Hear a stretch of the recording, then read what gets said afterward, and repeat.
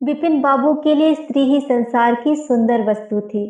वे कवि थे और उनकी कविता के लिए स्त्रियों के रूप और यौवन की प्रशंसा ही सबसे चिंताकर्षक विषय था।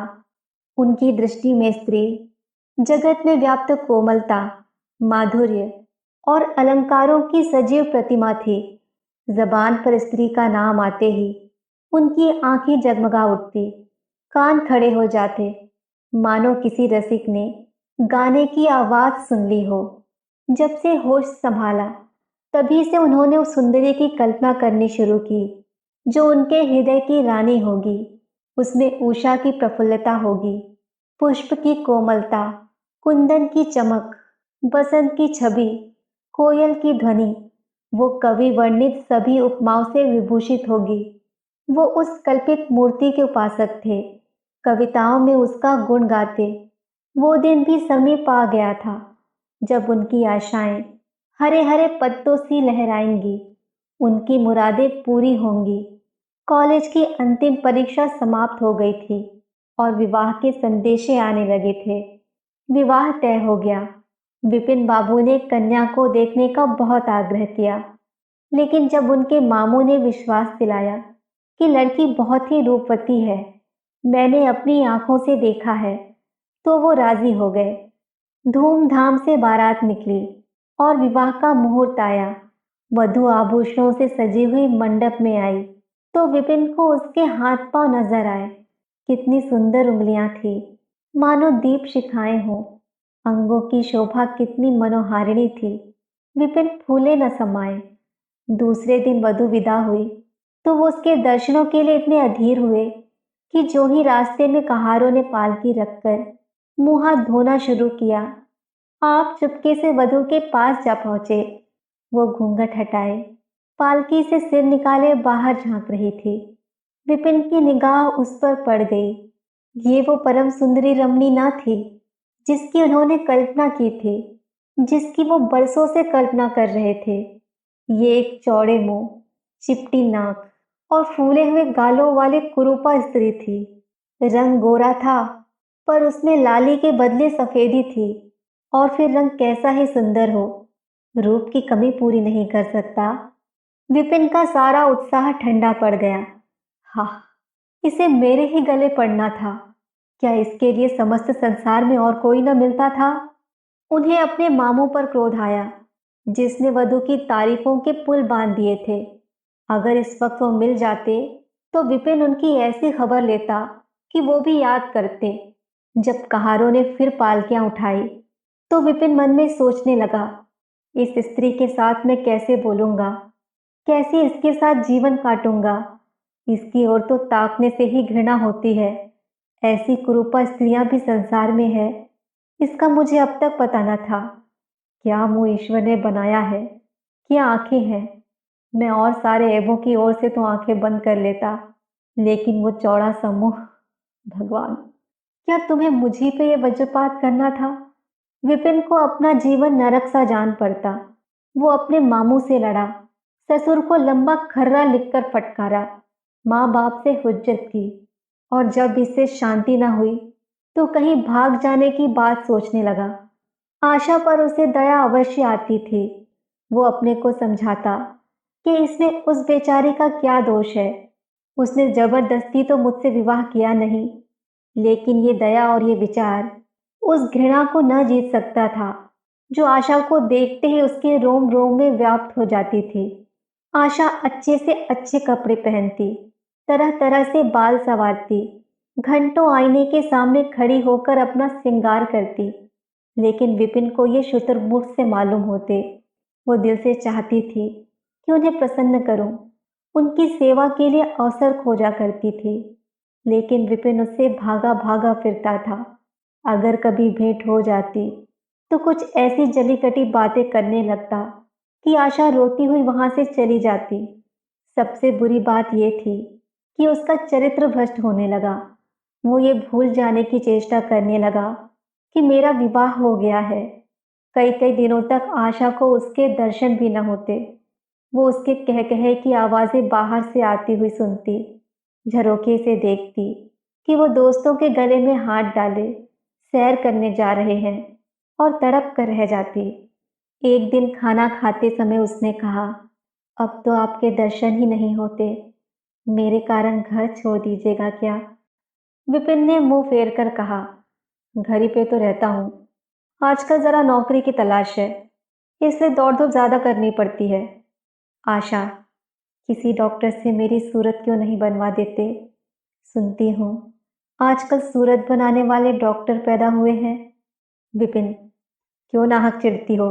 यहाँ तुम्हें किसने बुलाया था? आशा, आखिर इस मर्ज की दवा कौन करेगा? विपिन, इस मर्ज की दवा नहीं है। जो काम ईश्वर से न करते बना, उसे आदमी क्या बना सकता है? आशा, ये तो तुम ही सोचो कि ईश्वर की भूल के लिए मुझे दंड दे रहे हो। संसार में कौन ऐसा आदमी है जिसे अच्छी सूरत बुरी लगती हो, किंतु तुमने किसी मर्द को केवल रूपहीन होने के कारण कुंवारा रहते देखा है? रूपहीन लड़कियां भी माँ बाप के घर बैठी नहीं रहती, किसी न किसी तरह उनका निर्वाह हो ही जाता है। उसका पति उस पर प्राण न देता हो, लेकिन दूध की मक्खी नहीं समझता। विपिन ने झुंझलाकर कहा, क्यों नाहक सिर खाती हो? मैं तुमसे बहस तो नहीं कर रहा हूं। दिल पर जब्र नहीं किया जा सकता और न दलीलों का उस पर कोई असर पड़ सकता है। मैं तुम्हें कुछ कहता तो नहीं हूं, फिर तुम क्यों मुझसे हुज्जत करती हो? आशा ये झिड़की सुनकर चली गई। उसे मालूम हो गया कि इन्होंने मेरी ओर से सदा के लिए हृदय कठोर कर लिया है।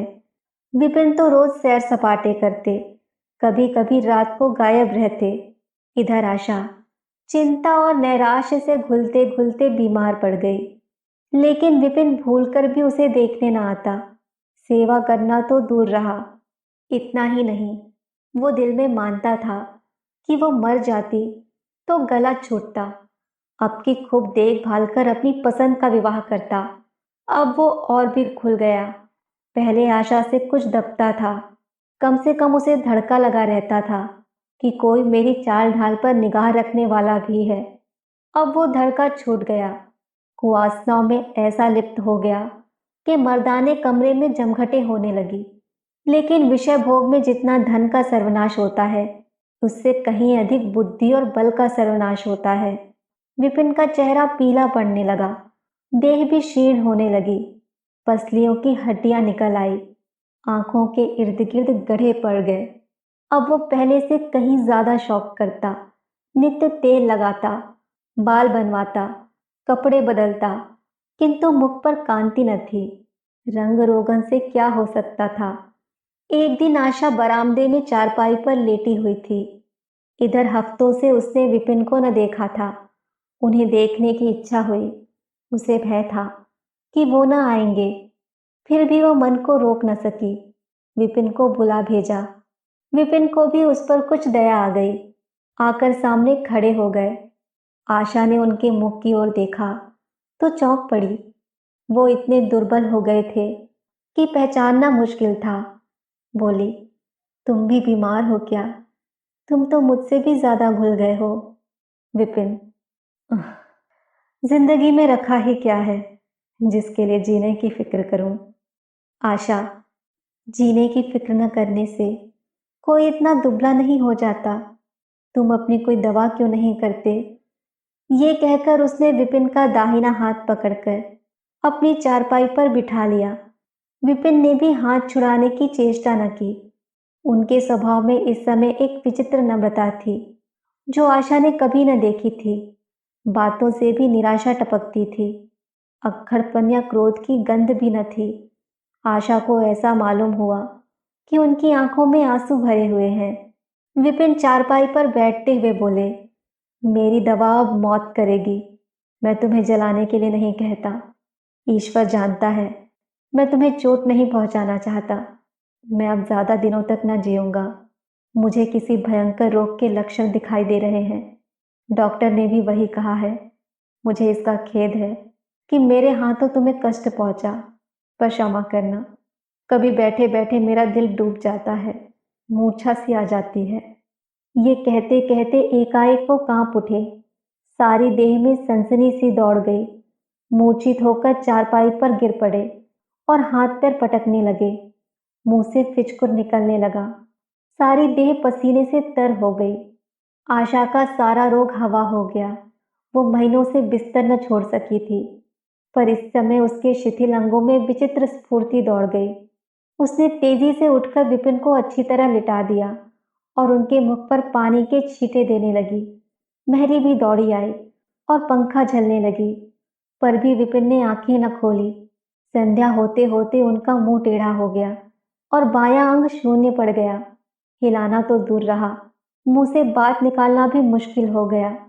ये मूर्छा न थी, फालिश था। फालिश के भयंकर रोग में रोगी की सेवा करना आसान काम नहीं है। उस पर आशा महीनों से बीमार थी, लेकिन उस रोग के सामने वो अपना रोग भूल गई। 15 दिनों तक विपिन की हालत बहुत नाजुक रही।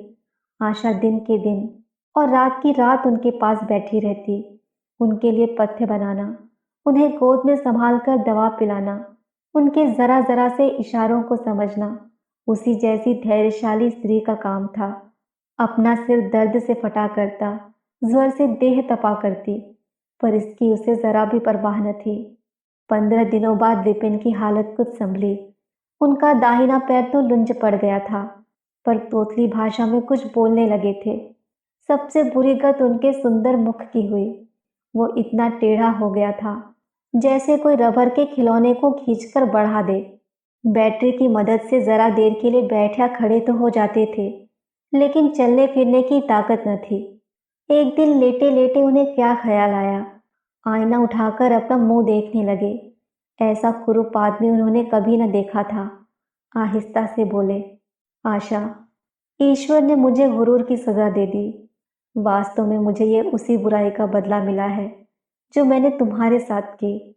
अब तुम मेरा मुंह देखकर घृणा से मुंह फेर लो, मुझसे उस दुर्व्यवहार का बदला लो जो मैंने तुम्हारे साथ किए हैं। आशा ने पति की ओर कोमल भाव से देखकर कहा, मैं तो आपको अब भी उसी निगाह से देखती हूँ। मुझे तो आप में कोई अंतर दिखाई नहीं देता। विपिन, वाह, बंदर का सा मुंह हो गया है। तुम कहती हो कि कोई अंतर ही नहीं। मैं तो अब कभी बाहर न निकलूंगा। ईश्वर ने मुझे सचमुच दंड दिया है। बहुत यत्न किए गए, पर विपिन का मुंह सीधा न हुआ। मुख का बायां भाग तो इतना टेढ़ा हो गया था कि चेहरा देखकर डर मालूम होता था। हाँ, पैरों में इतनी शक्ति आ गई थी कि अब वो चलने फिरने लगे थे। आशा ने पति की बीमारी में देवी की मनौती की थी। आज उसी की पूजा का उत्सव था। मोहल्ले की स्त्रियां बनाव सिंगार किए जमा थी। गाना बजाना हो रहा था। एक सहेली ने पूछा, क्यों आशा, अब तो तुम्हें उनका मुंह जरा भी अच्छा न लगता होगा? आशा ने गंभीर होकर कहा, मुझे तो पहले से कहीं ज्यादा अच्छा लगता है। चलो, बातें बनाती हो। नहीं बहन, सच कहती हूँ, रूप के बदले मुझे उनकी आत्मा मिल गई जो रूप से कहीं बढ़कर है। विपिन कमरे में बैठे हुए थे। कई मित्र जमा थे। ताश हो रहा था। कमरे में एक खिड़की थी जो आंगन में खुलती थी। इस वक्त वो बंद थी। एक मित्र ने उसे चुपके से खोल दिया। एक मित्र ने शीशे से झांककर विपिन से कहा, आज तो तुम्हारे यहाँ परियों का अच्छा जमघट है। विपिन, बंद कर दो। अजी जरा देखो तो, कैसी कैसी सूरतें हैं। तुम्हें इन सबों में कौन सबसे अच्छी मालूम होती है? विपिन ने उड़ती हुई नजरों से देखकर कहा, मुझे तो वही सबसे अच्छी मालूम होती है जो थाल में फूल रख रही है। वाह रे आपकी निगाह, क्या सूरत के साथ तुम्हारी निगाह भी बिगड़ गई? मुझे तो वो सबसे बदसूरत मालूम होती है, इसलिए कि तुम उसकी सूरत देखते हो और मैं उसकी आत्मा देखता हूँ। अच्छा, यही मिसेस विपिन है? जी हाँ, ये वही देवी है।